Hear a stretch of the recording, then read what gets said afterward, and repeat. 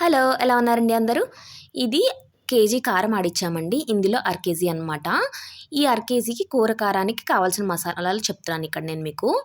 ధనియాలు, జీలకర్ర, మెంతులు, 2 వెల్లుల్లిపాయలు తీసుకున్నాను నేను. ఇది అర కేజీకి చెప్తున్నానండి నేను. అర కేజీ కారానికి.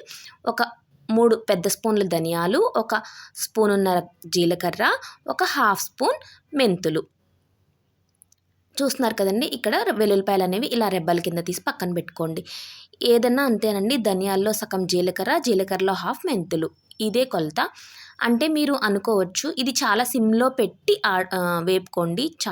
కొంచెం టైం పడుతుంది కానీ సిమ్‌లో పెట్టి వేపుకోండి. ఇవి బాగా వేగిన తర్వాత కొంచెం గోరువెచ్చగా ఉన్నప్పుడు ఇలా మిక్సీకేసుకొని మిక్సీలోని ఇలా పౌడర్ కింద చేసుకోండి. ఇలా పౌడర్ కింద చేసుకున్న తర్వాత మనం ఈ కారం ఉంది కదండీ! ఈ కారం కూడా ఒక 2, 3 స్పూన్లు వేసి మళ్ళీ మిక్సీ పట్టుకోవాలనమాట. మీరు అనుకోవచ్చు మిరపకాయలతో పాటు ఇవన్నీ వేసి ఆడించుకోవచ్చు కదా అనేసని. అంటే నేను నాన్ వెజ్‌కి ఒట్టి ఎండుమిరపకాయల కారం వాడతానండి.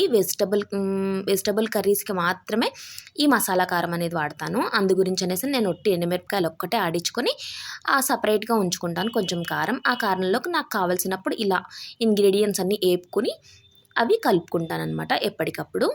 ఇలా కలుపుకున్న తర్వాత వెల్లుల్లిపాయలు కూడా వేసి కోర్స్‌గా బ్లెండ్ చేసి అది కూడా ఈ కారంలోకి ఇలా కలిపేసుకోండి. ఇది ఇప్పుడు కొంచెం వేడిగా ఉంటుంది కాబట్టి చల్లారిన తర్వాత మనం వేటిలోకి వేసుకుంటే ఆటిల్లోకి ప్లాస్టిక్ డబ్బాల్లోకి వేసేసుకోవడం అంతే. నేను కొంచెం రోజు ఇంట్లో వాడుకోవడానికి చిన్న డబ్బాలోకి వేసుకొని మిగతాది పెద్ద డబ్బాలో వేసుకొని ఫ్రిడ్జ్‌లో అయితే పెట్టేసుకుంటానండి. లేకపోతే పాడైపోతుంది తెలుసు కదా! ఇప్పుడు ఏదైనా సరే. Please like, share, comment and subscribe.